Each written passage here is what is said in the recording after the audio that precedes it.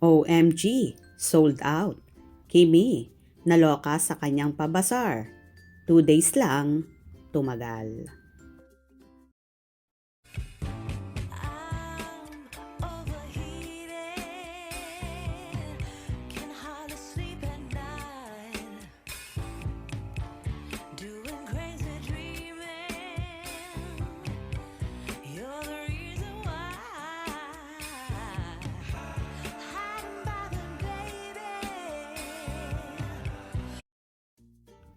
Naging successful nga ang Closet Bazaar ng multimedia idol na si Kim Chiu na naganap sa Quezon City at kahapon lang ito nagsimula.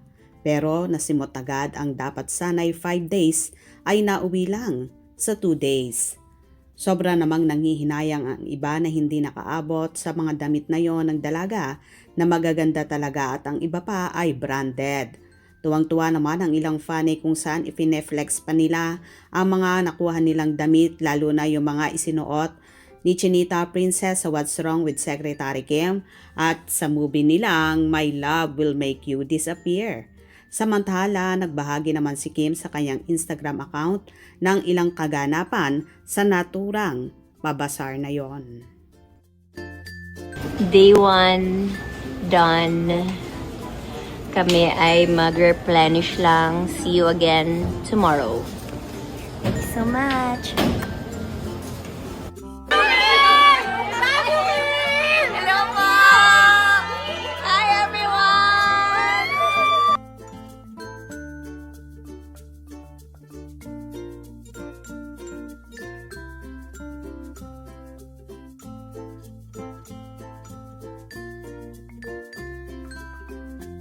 Are sold out. Thank you, everybody. 5 days bazaar turned into 1.5 days. Thank you so much.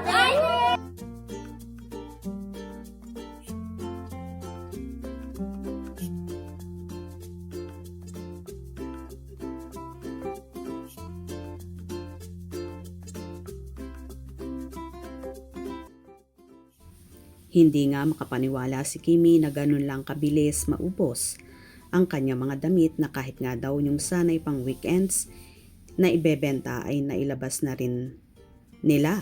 Kaya ang suma total ang 5 days sana ay nauwi lang sa 2 araw. Kaya naman so happy si Kim sa lahat ng sumuporta sa kanyang pa-closet bazaar na yon na marami pa ang hindi nakakakuha. Nag-live din si Chinita Princess para sa mga taong gusto pang pumunta doon at sinasabi nga na sold out na lahat at close na sila. Anyway, todo naman ang naging pasasalamat ng dalaga sa lahat ng nakiisa at ang pagbebentahan ng naturang pabasar na yon ay mapupunta sa charity. Good job, Kimi! Hope you enjoyed.